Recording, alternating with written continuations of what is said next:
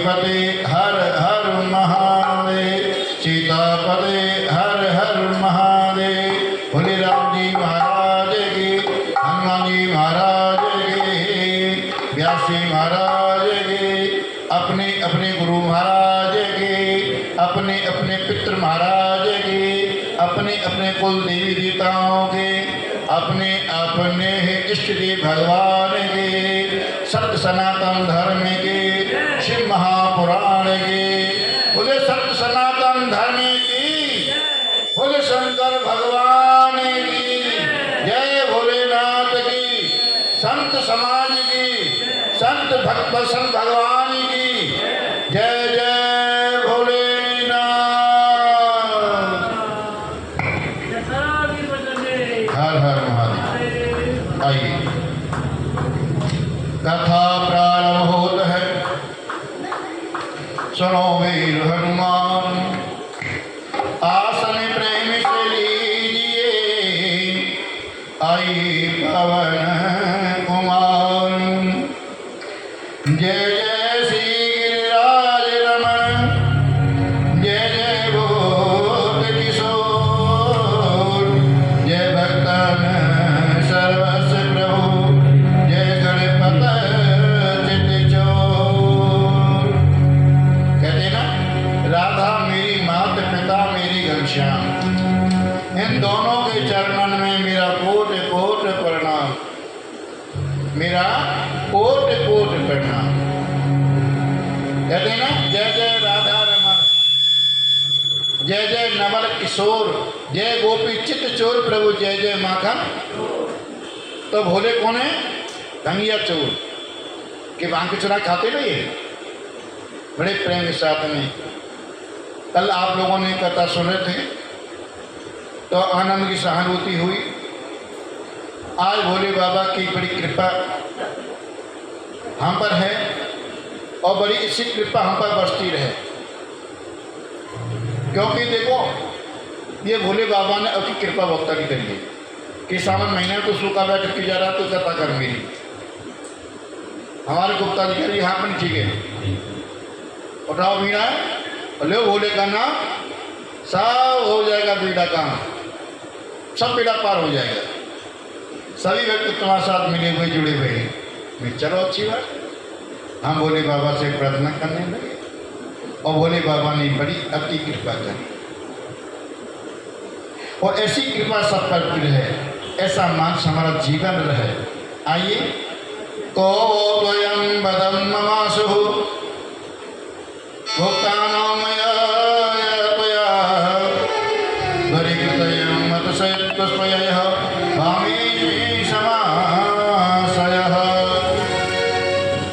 जब तुलसी की स्थापना हुई थी, मैंने कथा कर रहा था और तुलसी महारानी ने शीश नवा करके आओ कि तुम कौन हो, तुम मेरे पास में आओ, निकट आओ, क्योंकि सत्य तो नष्ट किया है, अतः मैं आपको श्राप देती हूँ। आपने अच्छा नहीं किया था, परम मैं आपसे अलग नहीं हूँ। तब विष्णु अपने असली रूप में आ गए। विष्णु भगवान अपने असली रूप में आए, क्योंकि असली रूप में आ जाते तो श्राप नहीं देती। वृंदा वृंदा ही तो तुलसी है और तुलसी वृंदा है। वृंदावन सो बन नहीं, वृंदावन सो नाम, या वृंदावन में बसत है श्री राधे राधे को नाम। यहाँ सत्य चीज है, असत्य नहीं हो सकती। तो छिप के जाओगे तो श्राप के कारण आप बनोगे। आपने छल किया है और पहले वेश में आते तो आपको श्राप क्यों मिलता? विष्णु भगवान को बहुत श्राप मिले, क्योंकि इस श्राप अपने स्रोत धारण किए, अपने ऊपर ले लिए, किसी को नहीं छोड़ा, कि आपको नहीं दिया। इसीलिए तुलसी कहने लगी, ही विष्णु तुमने दया धर्म कुछ भी नहीं, तुम्हारा मन प्राशन सम्मान है, मेरा सतीश नष्ट करने से तुमने मेरे पति के का वध करा, इसी कारण मैं तुम्हें श्राप देती हूँ कि तुम पाषाण हो जाओ। इसी प्रकार श्राप देकर वे तुलसी रोने लगी। तभी वहां शंकर भगवान प्रकट होकर कहने लगे, हे देवी, आप रोदन मत करो। इस संसार में सभी अपने अपने कर्मों का फल भोगते हैं। सभी अपने अपने कर्मों का फल भोगते हैं। कोई किसी का नहीं है। उसका जो तुमने किया है वो तुम फल भोगो, और हमने किया है वो हम फल। रामायण में तुलसीदास जी ने अच्छी चौपाई लिख रहे हैं और समझाने क्या कह रहे हैं, काहो न कोई सुख दुख कर दाता, निज गति कर में भोगे समभाता।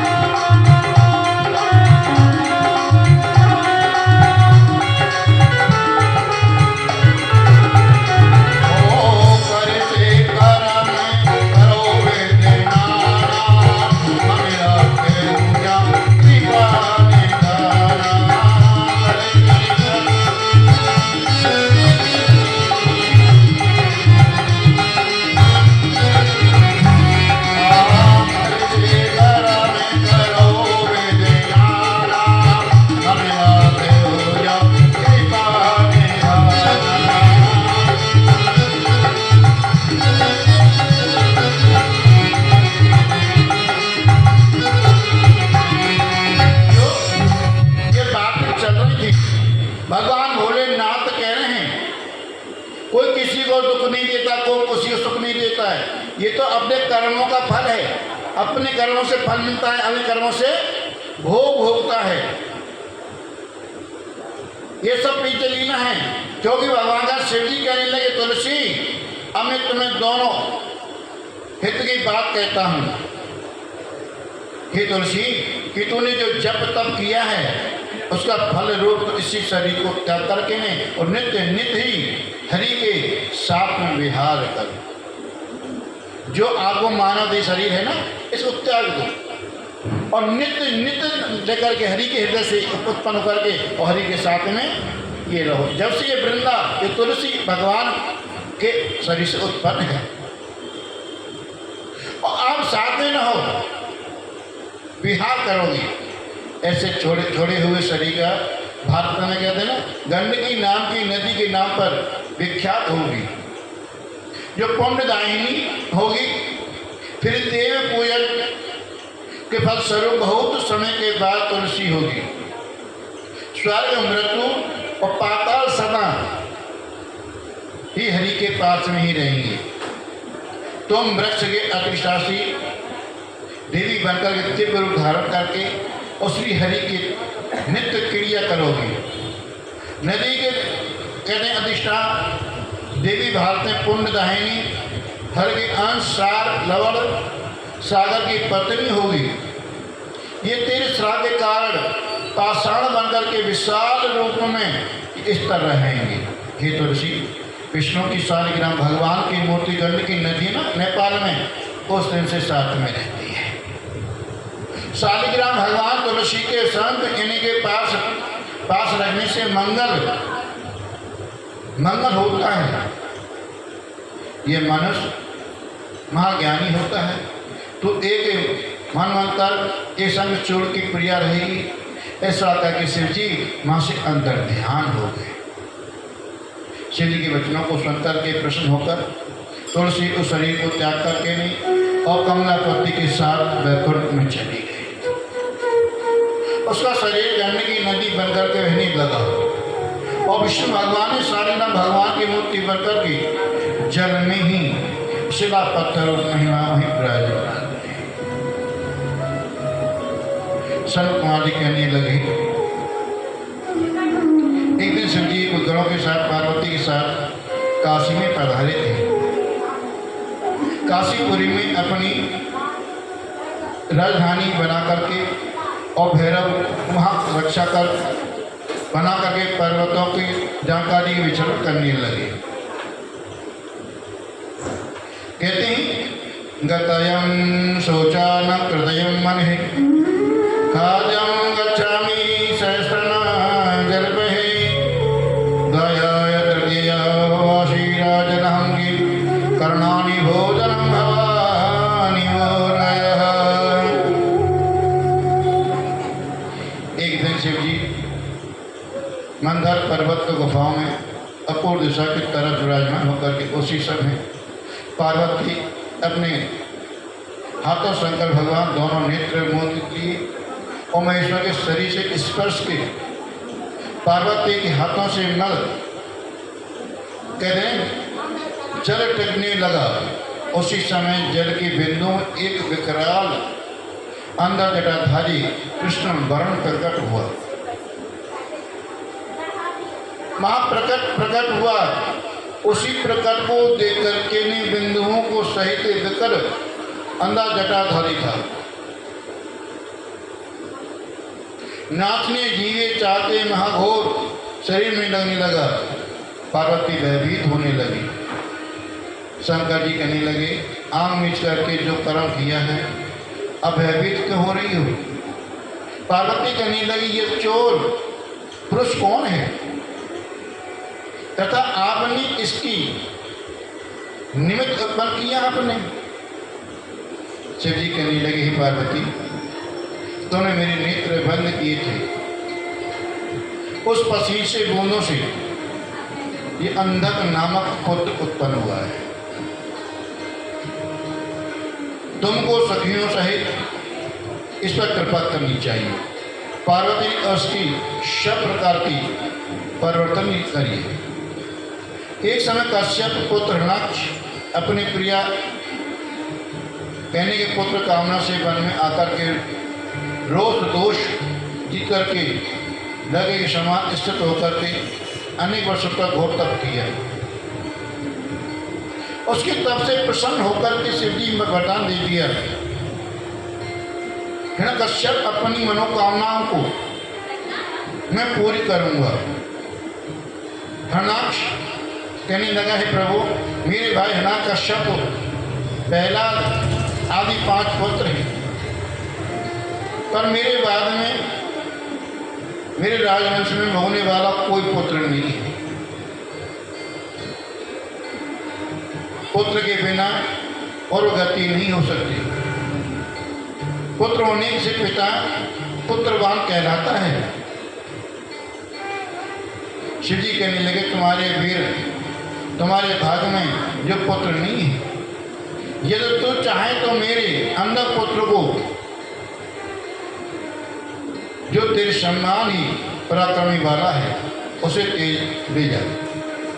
ऐसा कहकर के अंधक हिरण्याकश्यप को दे दिया। हिरण्याकश्यप पुत्र प्राप्त करके प्रसन्न होकर के स्तुति परिक्रमा करके राज चला गया। वहाँ आकर हिरण्याकश्यप हिरण्याक्ष पृथ्वी पर पाताल लोक में जीत अपने अंधक कार्य को कर दिया। देवता ऋषियों ने अपने अधीन करके धारण करने वालों को त्रास देने लगा। जैसे रावण त्रिलोक की विजय करके उत्पन्न मचा दिया, सब जगह रामचरितमानस में वर्णन किया। भोज बल विवश वश कर राखे को न सुतत, मंडल की मन रावण राज करे निज मंत्र। इसी मंत्र का उच्चारण करके नहीं कह रहे हैं, हे दीन बंद का नाम निधान, हम शरण आपकी आए हैं। हिरणाक्ष से वितस्त कर रहा है, हम दुखड़ा कहने आए हैं। पृथ्वी को ले पाताल गया, वहां के दुख पाते हैं। धरती तो लात जल में रखो, आप तेरे वचन सुनाते हैं। सभी आप पुकार करने लगे। भगवान बारहा रूप धारण किया, हिरण्याकश वध किया और भयंकर युद्ध होते हुए भी भगवान ने हिरण्याकश का 1 सेकंड में वध कर दिया, धड़ाम से गिर गया। कहते हैं क्योंकि जो जल में गई पृथ्वी थी उसको पल्ला का स्थापना कर दी। मात्र संगत धरती दृष्टा कुरेणो द्वयं प्रकटः भूमिना पश्य तदात्मनः पुरुषोत्तमागतयं निवृत्तः। इसी प्रकार महात्मा विष्णु पाताल तल में पृथ्वी उजला करके उद्धार किया। कहते हैं कि पृथ्वी को भी थोड़ा सा घमंड हो गया था।